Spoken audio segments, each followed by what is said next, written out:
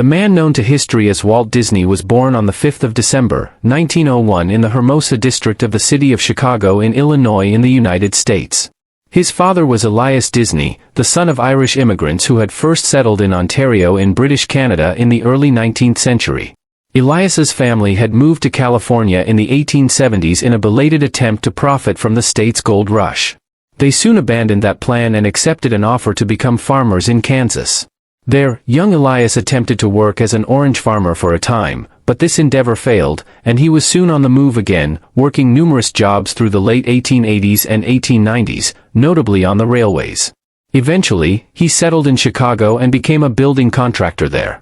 Walt's mother was Flora Call, a woman of English and German heritage. She had been a student at a school in Kansas where Elias had briefly filled in as a teacher for his sister. They quickly started a relationship and were married in 1888. They would have 5 children altogether, of which Walt was the 4th. The eldest was Herbert, born in 1888, followed by Raymond in 1890, and then Roy in 1893. It was a long gap before Walt was born in 1901, and then a daughter, Ruth, finally arrived in 1903. The Disney family continued to move frequently during Walt's youth.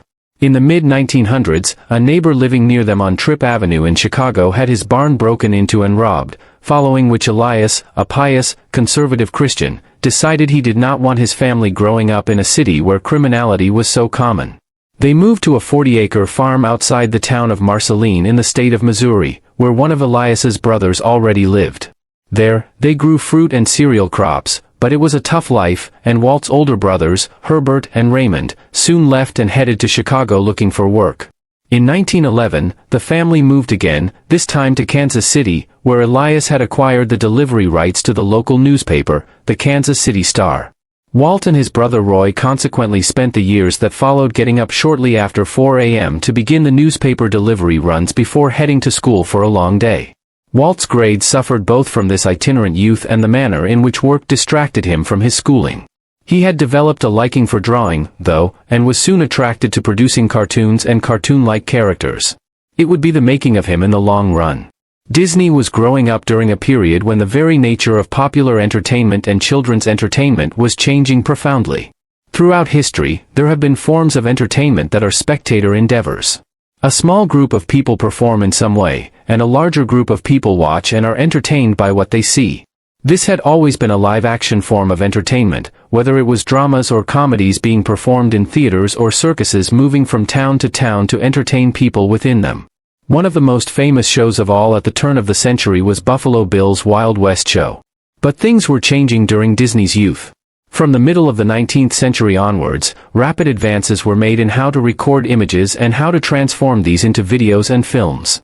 The Hollywood region north of Los Angeles in California would soon become the home of many of the first film studios, for the simple reason that natural sunlight was the best way to expose film at the time, and California had plenty of it along with pleasant living conditions.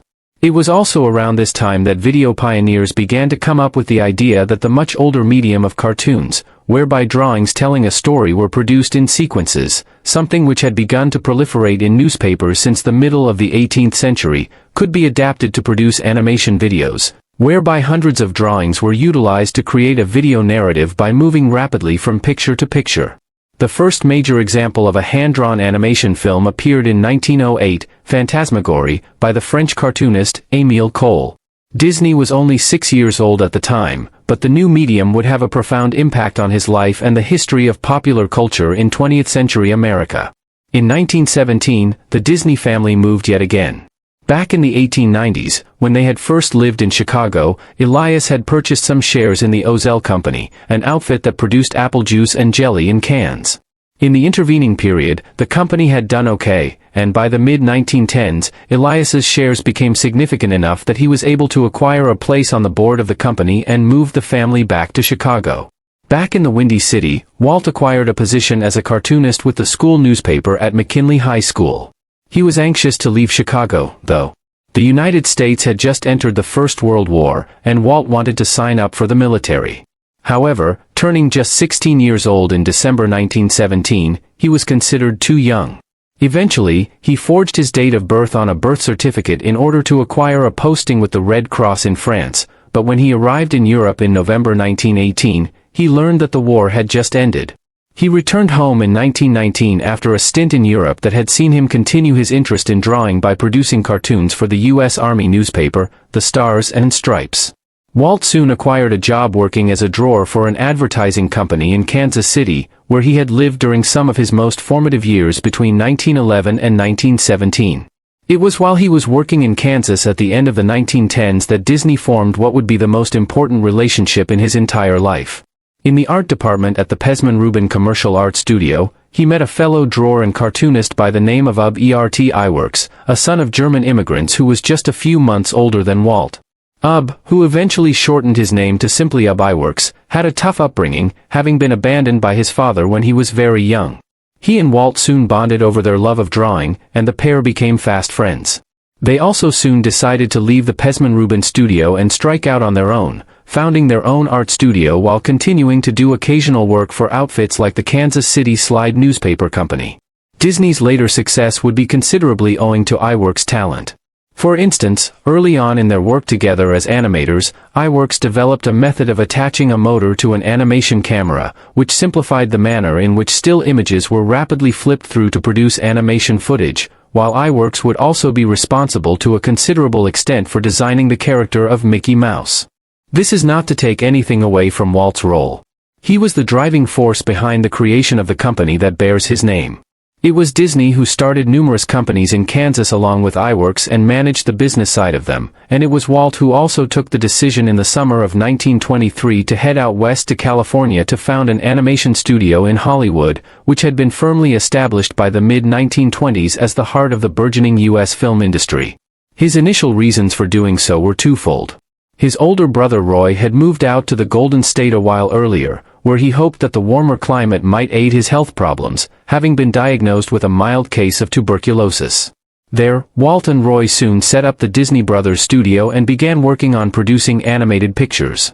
Though it was a dual enterprise to begin with, ultimately Walt was the one with animation experience and was the leader of the business. Therefore, before long it was renamed as the Walt Disney Company. He was soon in touch with Iwerks too, and he convinced him to come out west to join him in Hollywood, something which the Kansas animator quickly agreed to. The company stayed afloat early on by producing the Alice Comedies, a series of short films that interspersed live-action footage with cartoon animations. It would not be long before Disney and Iwerks began work on a much more famous character. Disney had arrived in Hollywood at a time of immense change in the film industry. Film studios proliferated here from the mid-1910s onwards as pioneers of the medium sought warm climates that were conducive to exposing filming scenes, and avoiding interference from the great inventor Thomas Edison, who had a patent on his film production techniques, giving him a virtual monopoly on the East Coast. In these early days, motion pictures were silent films, though soon innovators began to introduce music and sound effects into their productions once technological developments allowed them to do so. It was no major leap of the imagination from there to introduce dialogue into films once it too became possible, and in 1927, a few years after Disney arrived in California, the first film appeared which used synchronized speech and singing. Thus were born the talkies, the name used at the time for films which employed the new technology. In the 1930s, the talkies would become the standard form of film being produced in Hollywood. Animated films of the kind Disney was interested in producing would follow this general trajectory, with the films of the 1920s introducing innovations in terms of visual images and sound techniques, but dialogue only becoming a standard feature in the 1930s. Disney films would be no different in this respect. What would mark them as distinct was their success. Walt's personal life changed during these years. In 1923, Lillian Bounds, a woman from Idaho 3 years Disney senior, had moved out to California to find work. She soon took a position working as a secretary at the nascent Disney Studios. She and Walt began a relationship, and on the 13th of July, 1925, they were married back home in her native Idaho. It was Lillian who suggested the name Mickey Mouse to Walt for a character he and Iwerks were devising in 1928. After he informed her on a train journey across the country from New York to California that he was considering the name Mortimer Mouse, their marriage was a complex one.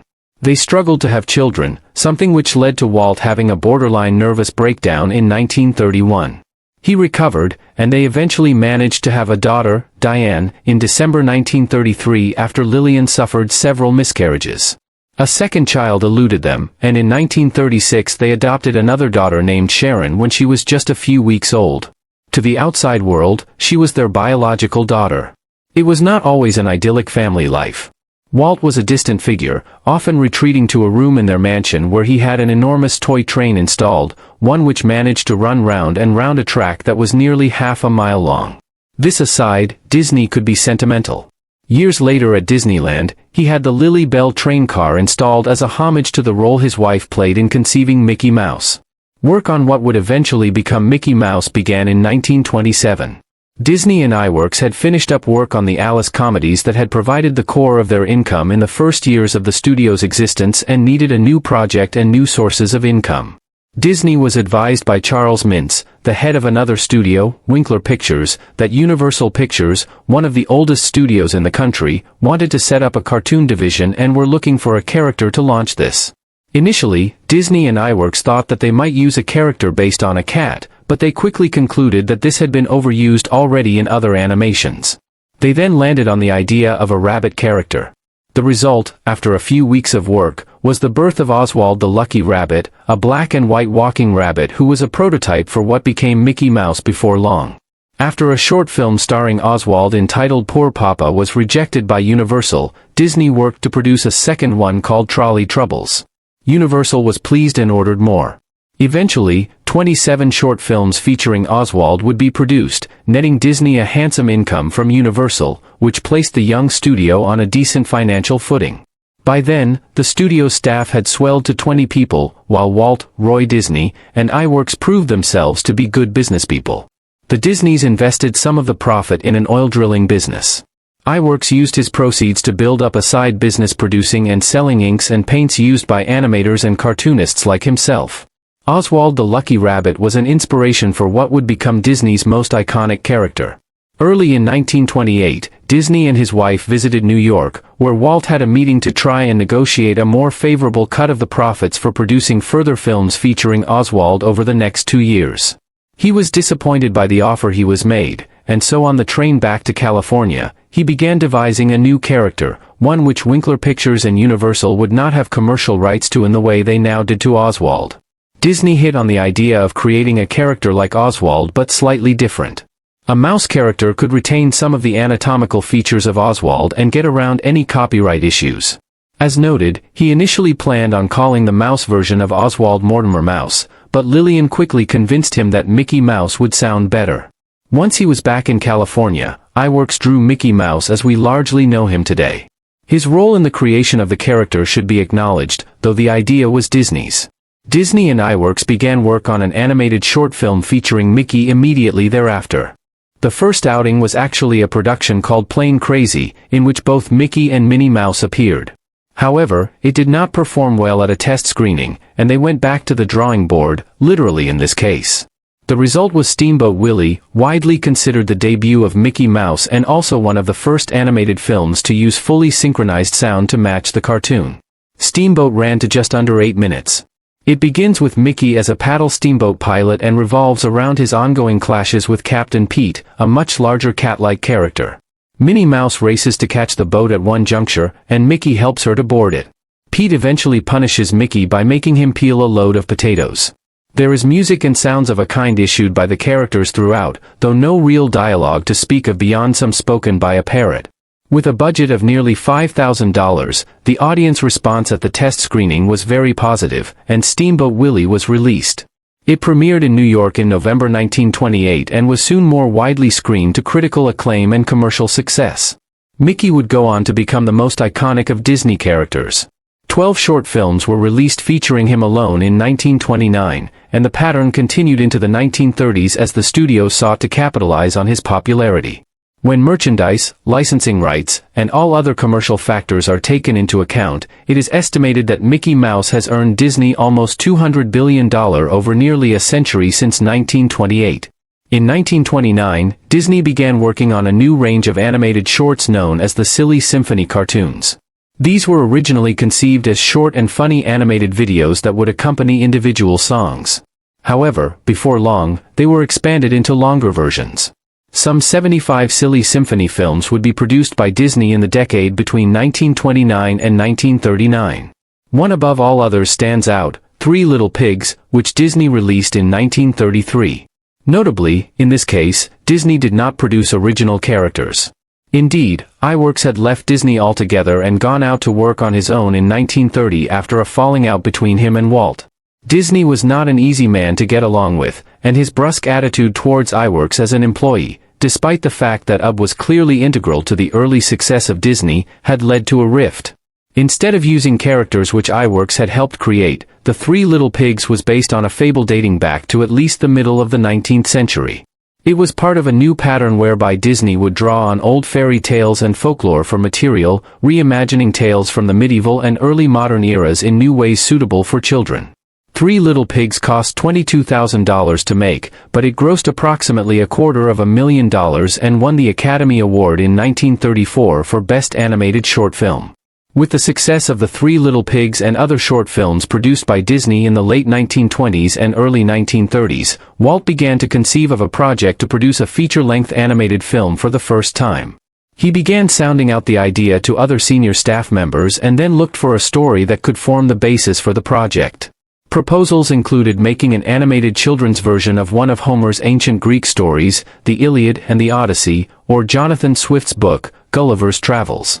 Disney, though, eventually settled on a film version of Snow White and the Seven Dwarfs, a story which first appeared in its modern form in the first volume of collected fairy tales published by the Brothers Grimm in Germany in 1812, but which drew on earlier folk tales from Central Europe.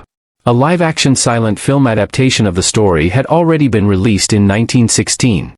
Disney now decided on an animated version. In preparation for its release during the Christmas holidays in 1937, Disney himself appeared in a trailer in which he introduced the characters of the Seven Dwarfs.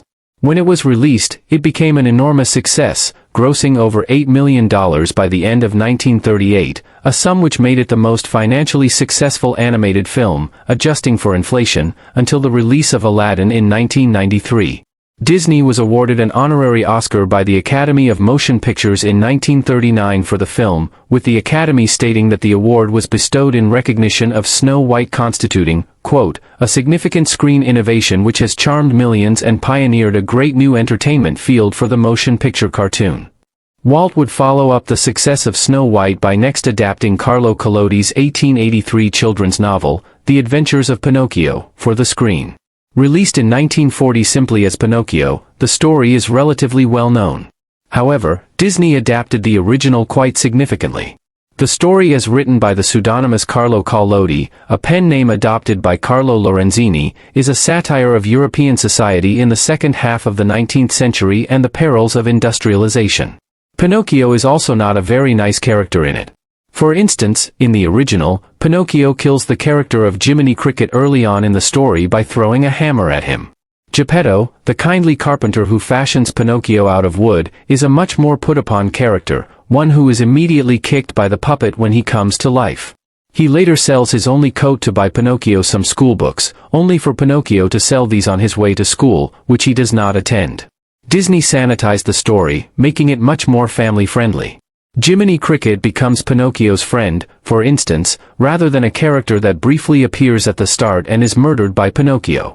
Lorenzini's message was completely lost in Disney's rendering, but the film was a critical success, becoming the first animated film to win Academy Awards, in this instance in the music categories. It did not perform that well commercially, though, in large part because the Second World War had broken out in Europe by then, and while the US was still neutral, the economic impact was being felt in America immediately.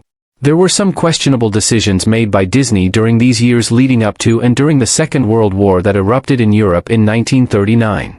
In December 1938, a party of Germans, which included the notorious director Leni Riefenstahl, was allowed into Disney Studios and given a tour of the facilities. She was the director of both Triumph of the Will and Olympia, two films which appeared in 1935 and 1938, showing the Nazi rallies at Nuremberg and other Nazi events. They were clearly propaganda pieces for the regime, though the extent to which Riefenstahl was a committed Nazi or simply a film director pursuing her craft through the established regime in Germany has been debated ever since. Her visit to Disney occurred just a few weeks after international newspapers had been filled with reports about the Kristallnacht, the night of the broken glass, when thousands of Jewish homes, businesses, And synagogues had been attacked throughout Germany and Austria on the orders of the Nazi regime on the night of the 9th of November, 1938. Riefenstahl's tour of the Disney facilities was controversial even when news of it got around in December 1938. The company released a statement claiming that they had been unaware that she would form part of the German party and would not have admitted her had they known so. Others have theorized since that Walt knew very well about her visit and had facilitated it because he wanted to meet with Riefenstahl, both to try and get her to facilitate the wider distribution of Disney films in Europe and over a large debt he was owed by the German distributor of Disney films. This was not the only questionable action of Disney's which has opened him up to accusations of anti-Semitism, but his racial views do remain contested to this day, and it is entirely possible that he was simply unaware of who Riefenstahl was or why her visit might have been controversial. The possibility that the Riefenstahl visit was simply an oversight is strengthened when we consider the turmoil in Disney's personal life right around this time. Less than 2 weeks before the German director visited Disney Studios, his mother Flora was killed by an incident of carbon monoxide poisoning on the 26th of November, 1938. This happened in a home in North Hollywood that Walt and his brother Roy had purchased for their mother and father. They had complained of a faulty furnace some time beforehand, but people were far less aware of the dangers of the odorless carbon monoxide a century ago. Elias Disney was in bad shape after the incident as well, though he recovered and lived for another 3 years, dying at 82 years of age in 1941. He and Walt fell out after Flora's death, Elias possibly blaming his son for the incident. When he received news of his father's death, Walt was on a business trip. He refused to cut it short and consequently missed the funeral. The death of his mother at 70 years of age, and under circumstances in which Disney seems to have partially blamed himself for buying them the house where Flora was killed not long afterwards, impacted badly on him. Those who knew him personally commented later on a harder edge to Disney after the incident, while it has also been suggested that the lack of female, mother-like figures in many Disney productions of the 1940s, 1950s, and 1960s reflects some unresolved issues in Walt concerning his own mother's passing. As noted, the Nazis were becoming increasingly inflammatory in their behavior in Europe by 1938. In 1939, this came to a head following the German invasion of Poland when Britain and France declared war. The United States did not immediately enter the Second World War, though President Franklin Delano Roosevelt was committed to providing Britain with as much aid while remaining as neutral as possible. It was not until the attack on Pearl Harbor in Hawaii by Germany's ally, the Empire of Japan, that the U.S. entered the conflict directly in December 1941. These years created some business difficulties for Disney. While the U.S. was not a direct participant in the conflict for over 2 years after it began, the disruption to the world economy forced the U.S. government to tighten its belt fiscally. This had an impact on ordinary cinemagoers, and this impacted Disney's bottom line. The European market was completely devastated as well. What compounded matters was that Disney Studios was set for an over-the-counter share sale in March 1940, a precursor to the wider IPO and stock market floating of the company in 1957. In advance of the over-the-counter share sale in 1940, Disney introduced a wide range of labor reforms at the company to reduce expenses. Staff were not happy. Many were made to sign documents saying they were working 40-hour weeks, when in reality they were working significantly longer hours, while they were also annoyed by the lack of credit they were receiving for their animation work. Pay was poor at Disney for the rank-and-file staff as well. This all boiled over in May 1941 into the Disney animators' strike, one which would last for 4 months. Disney initially tried a heavy-handed approach to solving this, but eventually, against his own inclinations, he had to improve working standards and allow staff to unionize. One boon to the Disney business during this period was the return of Iwerks. He and Walt reconciled in 1940, and he would work on numerous prominent projects with the studio again over the next quarter of a century. The years of U.S. neutrality in the war between 1939 and 1941 also saw Disney release a landmark film, though one which performed poorly from a commercial perspective under the wartime circumstances, at least initially. This was the 1940 release of Fantasia. The concept for this was a fairly highbrow one for Disney. It was based on the poem, The Sorcerer's Apprentice, by the great German writer, poet, playwright, and general polymath, Johann Wolfgang von Goethe, written in 1797. This was originally conceived as a short under the name The Sorcerer's Apprentice, one which would feature as part of the Silly Symphony series. With production costs soaring for it, Walt decided it needed to become a feature film to recoup the expenses. Thus was born Fantasia. The film would feature Mickey Mouse as the sorcerer's apprentice and was essentially an animated opera, one in which classical compositions by composers like Johann Sebastian Bach, Igor Stravinsky, and Ludwig van Beethoven were performed by Leopold Stokowski and the Philadelphia Orchestra. Running to around 2 hours, Fantasia is now considered a masterpiece of early animated film. Stokowski was awarded an honorary Academy Award for the soundtrack, and Disney for the film for the unique blending of classical music with the work of Goethe, all through the prism of Mickey Mouse. The limited commercial success of Fantasia, despite its critical acclaim, and the difficulties with his staff that Disney encountered in 1940 and 1941 made it clear to Walt that he would need to change course to some extent amidst wartime conditions, especially so after the U.S. entered the conflict directly. Indeed, the situation was quite drastic. Fantasia had cost $2.3 million to make, and other expenditures were rising after the strike. Disney consequently decided to take on a raft of government contracts during the war. Within weeks of the attack on Pearl Harbor, Disney Studios were hosting hundreds of American Marines who needed to be stationed in the Burbank region to protect a Lockheed aircraft manufacturing facility nearby that the government feared could be a target if the Japanese launched further surprise attacks on the West Coast. More importantly, Disney negotiated large contracts with the government to produce both educational films for cadets to watch during their few months of training before being sent to North Africa, Europe, or the Pacific in 1942, while there would also be animated films that would champion the war cause.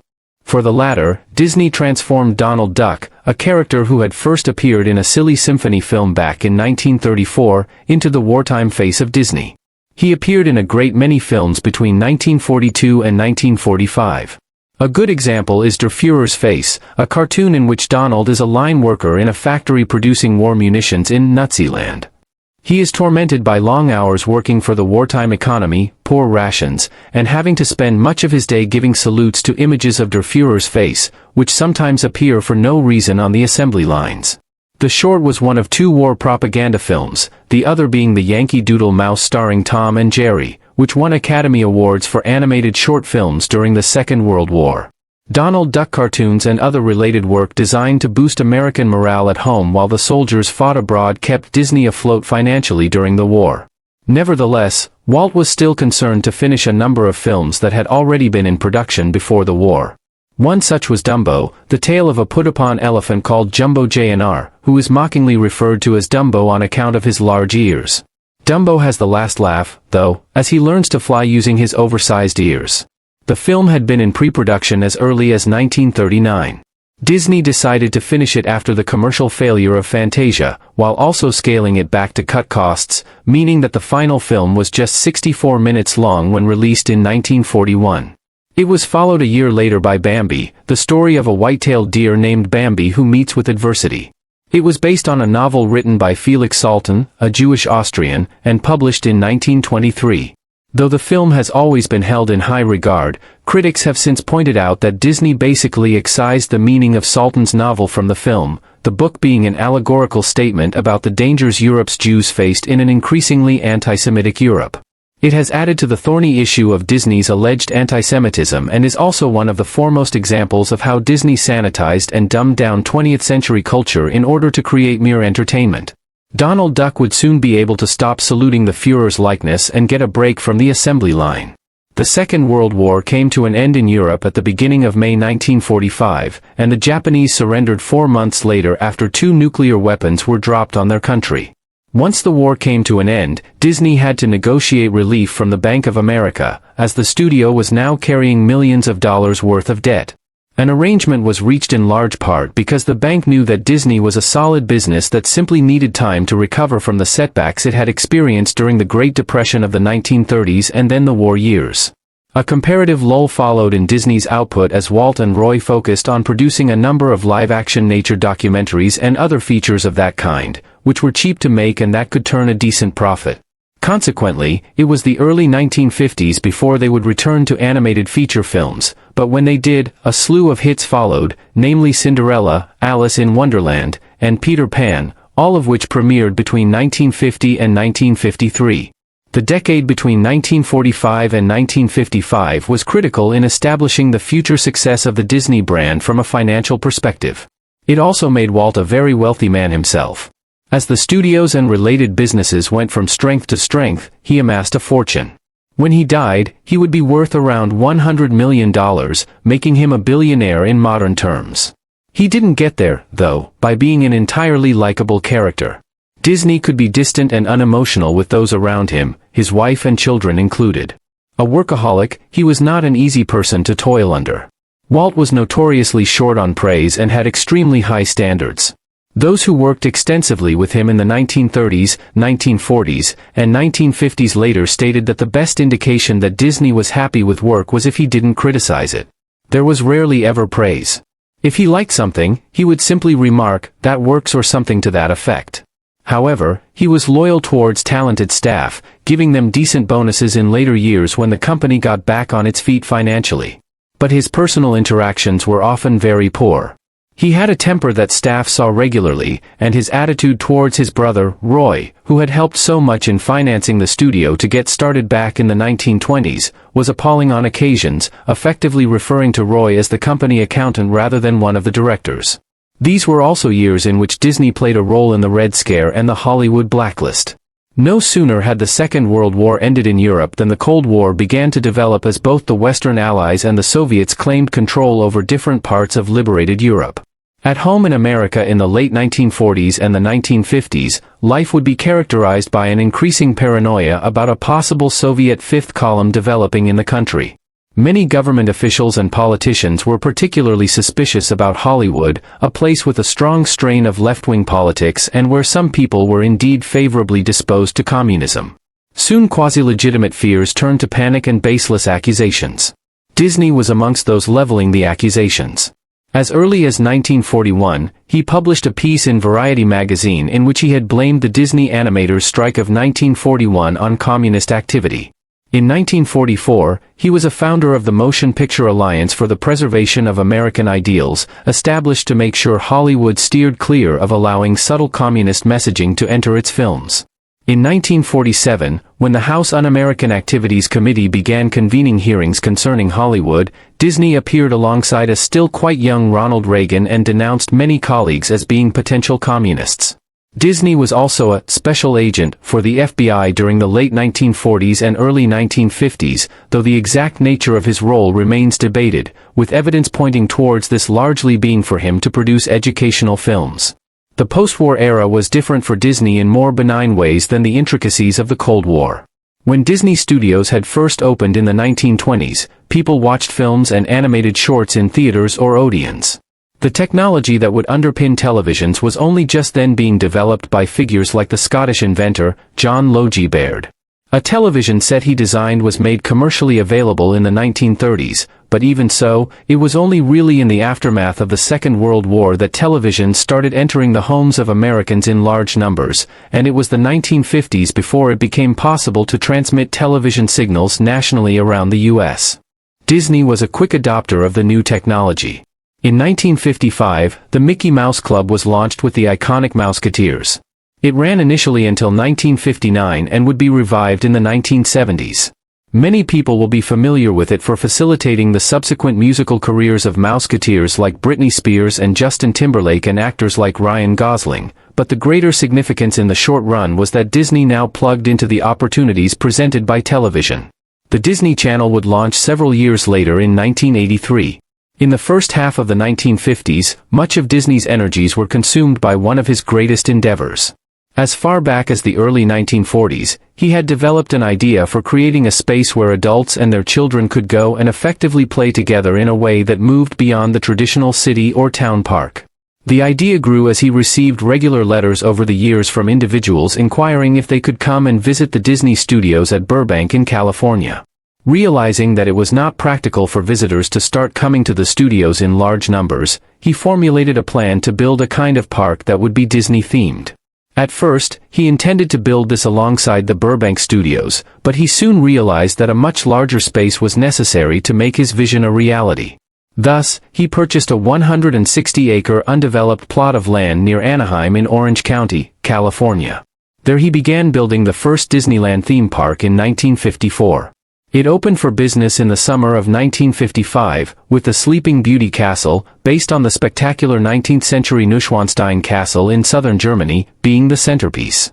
Despite a disastrous opening day, when the asphalt melted in high heat, Disneyland was a major success. When the leader of the Soviet Union, Nikita Khrushchev, visited the U.S. on an extended state visit in 1959, one of his few requests was that he wanted to visit the Californian theme park, a request that remained unfulfilled as security issues could not be resolved. The premier was not happy. During an angry outburst when he was informed of the decision, he stated, "For me, the situation is inconceivable. I cannot find words to explain this to my people." Walt might have been distracted with the opening and initial management of Disneyland for much of the 1950s, yet this did not stop the film studios from releasing a slew of successful and iconic films. 1955 saw The Lady and the Tramp entering theaters. In a shift from Disney's usual repertoire, it was based on a story that had only appeared in print in 1945, written by Ward Green and published in Cosmopolitan magazine as Happy Dan, the Cynical Dog. The film followed Lady, a Cocker Spaniel, as she grows up in the household of an affluent family and then falls for a rough-around-the-edges homeless dog, the tramp of the title. 4 years later, it was back to a much older story when Disney adapted Sleeping Beauty, a fairy tale written back in 1697 by the French folklorist Charles Perrault. It is more usually associated with the Brothers Grimm, who compiled their own version in the 19th century of what is ultimately a medieval fairy tale. Finally, in 1961, it was back to a canine tale when 101 Dalmatians was released, based on a novel by Dodie Smith. The tale is known to all. The evil Cruella de Vil devises a plan to make the coats of Dalmatians into fur coats, and 2 Dalmatians, Pongo and Perdita, have to intervene, eventually saving 101 Dalmatians from de Vil's evil plan. In 1964, a film was released by Disney Studios which Walt had acted as producer of and which was different from many of the studio's more landmark productions up to that time. This was not an animated film, yet was still aimed at young audiences. Mary Poppins was a musical comedy directed by Robert Stevenson, who had become well known in the 1930s for making King Solomon's Mines. It starred Julie Andrews as Mary Poppins, an idyllic nanny who comes to look after the children of George Banks, played by David Tomlinson. Dick Van Dyke featured as Poppins' close friend Bert. The story revolves around Mary's arrival at the Banks household and how she transforms their lives through her actions and her light-hearted nature. It features an iconic ending in which Poppins decides that her work with the Banks family is done and flies away using her umbrella. Mary Poppins would go on to earn $44 million in its theatrical release, making it the highest-grossing film of 1964, while it earned over $100 million worldwide, an enormous sum by the standards of the mid-1960s. It was nominated for 13 Academy Awards and won 5, including Julie Andrews for Best Actress and Best Picture for that year. It is widely considered to be the most successful live-action film ever produced by Walt Disney. In the early 1960s, Disney began working on a project that was different from others he had worked on before. Many people, especially if they have visited Disneyland, Florida, will be familiar with the term Epcot, but many do not realize that before it became one of the main theme parks at Disneyland, it was conceived as something very different. Epcot stands for the Experimental Prototype Community of Tomorrow. Through this, Disney imagined that he would erect a planned, utopian community on a large plot of land which he had obtained in Orlando, Florida. Other sites at places like Niagara Falls and St. Louis were considered early on, but the sunshine of Florida probably drew Disney to the site in the end. By 1965, Disney had acquired over 27,000 acres of land here, an estate roughly twice the size of Manhattan. He planned to build his utopian city here, one which would be surrounded by a giant dome and that would have a public transport system based on a monorail and a city center. Major elements of this plan would include a giant cosmopolitan hotel and a convention center. Green belts would then lead out into residential areas, with Disney incorporating the post-war fascination with the suburbs into his planned community. Everyone would be employed at Epcot, and everyone would have their homes updated with the latest technologies when they became available. The catch was that this would not be a democracy of any kind. Disney would effectively be the ruler of the utopian community, a responsibility he would exercise solely to make sure that everything worked as it should. This was government operating as a business enterprise. The idea of Epcot, as envisaged by Disney in the 1960s, would never be realized. However, many people will have heard the name today for the simple reason that Epcot became one of the main theme parks at Disneyland, Florida, a new major Disneyland built on the Orlando site in the 1960s and opened in 1971 as the Walt Disney World Resort. Originally, there was just one theme park here, the Magic Kingdom, which formed the basis for the original resort in 1971. Walt had planned this, and in his ideas for Epcot, it had been envisaged that the residents of Epcot would largely be employed as staff at the Magic Kingdom. The Epcot Center was opened as a second theme park in 1982, one which incorporated some design elements of Disney's plan for his utopian community, but which was instead a theme park designed to highlight cultures from around the world in giant spaces that immersed visitors in those cultures. Disney MGM Studios and the Animal Kingdom would open in 1989 and 1998 as the third and fourth theme parks. Walt Disney World is the most visited holiday resort in the world and, with over 77,000 employees, is the largest employer on a single site anywhere in the United States. Much of it was realized after Disney's own time, but it was very much his vision. Walt would never live to see the Magic Kingdom open, let alone Epcot and the other parks.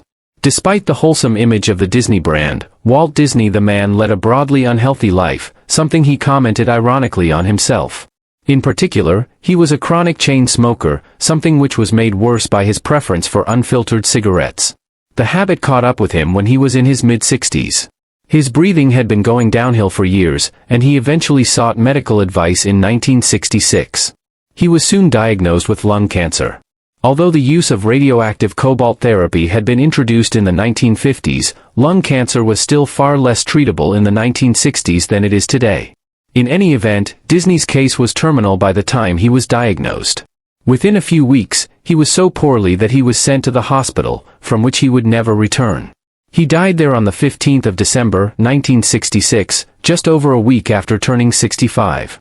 Another Disney classic that he had been working on in his final years, The Jungle Book, an adaptation of Rudyard Kipling's novel, was released a few months later in 1967. In all, Disney had produced over 80 feature films, plus hundreds of short animated movies by the time he died. Walt was cremated after his funeral, and his remains were scattered in California. Roy Disney took over the company until his own death in 1971. One marked feature of Disney's career was that he was nominated for more Academy Awards than any other individual before or since and won more as well. He, or the films he was responsible for producing, received 59 nominations, beginning with a nomination for Mickey's Orphans, a 1931 short film featuring Mickey Mouse, Minnie Mouse, and Pluto. It did not win at the 1932 Academy Awards, but on the very same evening, another Disney production, one of the Silly Symphony films, Flowers and Trees, became the first animated film to be honored with an Academy Award. It was also Disney's first Oscar. Thereafter, down to 1965, there were just 2 years, 1940 and 1963, that Disney was not nominated for an Academy Award. He won 22 Oscars in competitive categories and was awarded 4 honorary Oscars, one for the creation of Mickey Mouse in 1932, one for Snow White and the Seven Dwarfs in 1939, one in 1942 as a shared award for the technical sound innovations used in producing Fantasia, and a second honorary award in 1942 for the consistent quality of Disney's output.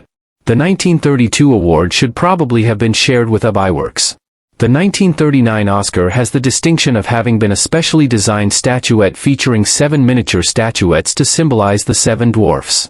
Disney continued to go from strength to strength after Walt's time. The company's presence on television expanded in the 1970s, and in 1980, the first home video titles were released by the company. The Disney Channel began broadcasting in 1983, just days after a new Disneyland opened in Tokyo, Japan. This international globetrotting would eventually result in a Disneyland in Paris and even a Disney Film Festival in the Soviet Union in 1988, prior to the end of the Cold War. Throughout all of this, successful movies and film franchises continued to appear under the Disney remit, notably the film Splash with Tom Hanks in the lead role in 1984, the Mighty Ducks films in the 1990s, and The Lion King in 1994. However, perhaps the greatest breakthrough was the release of the first Toy Story movie in 1995, not only because it was incredibly successful and spawned a franchise, the 5th installment of which is due to appear in 2026, but because Toy Story was also the first animated film produced entirely with computers. A perhaps bittersweet development for those at Disney who remembered the old-fashioned art of drawing every scene to make an animated film. The story has continued ever since, with major episodes in more recent years being Disney's acquisition of Marvel Entertainment and Lucasfilm in 2009 and 2012, the latter of which has made Disney the owner of the Star Wars franchise. Today, just after celebrating the 100-year anniversary of its founding, the company is one of the big three entertainment companies along with Comcast and Sony, three companies that are the largest entertainment companies in the world by some margin. Walt Disney was one of the foremost figures in the history of modern popular entertainment. Starting out as an illustrator and cartoonist in the Midwest when he was just a teenager in the late 1910s, Walt quickly developed ambitions to produce more than just drawings for advertisers and short animated movies for other companies. He moved westward in 1923 to California, where Hollywood had already emerged as the center of the American film industry before the talkies were even first developed. There he set up what would become the most successful animated film studio in Hollywood history, one which produced some of the most iconic children's characters of the modern age, Mickey Mouse, Donald Duck, and Goofy the dog, while also reimagining a whole slew of fairy tales collected in the 19th century by the Brothers Grimm and other folklorists, as well as more modern books, into films like Snow White and the Seven Dwarfs, Fantasia, and Cinderella. In all of this, the contributions of Iwerks and others should not be overlooked. There is also no doubt that Disney could be a controversial figure. His decision to allow Leni Riefenstahl to visit his studios in 1938 certainly displayed poor judgment, and he was an often unpleasant character himself in his personal relationships. It should also be noted that Disney's output under him represented something of a dumbing down of American culture. Bambi, for instance, was completely shorn of the political message of Felix Salten's book, while Disney's production of The Jungle Book has created the impression that it was Kipling's defining work, whereas in reality, the 1901 novel Kim is Kipling's masterpiece. These issues aside, Disney was a visionary, as his plans for Disneyland and Epcot later in his life demonstrate. Visionaries are not always easy individuals to know on a personal level, but they can often end up leaving an indelible mark on the world, something which Walt Disney surely did. What do you think of Walt Disney? Was he simply what he appeared to be, an entertainer who produced some of the most iconic children's stories of the modern age, or do some of the revelations about his politics and character detract from his legacy? Has the Disney image been tarnished in other ways by corporate greed? Please let us know in the comment section, and in the meantime, thank you very much for watching.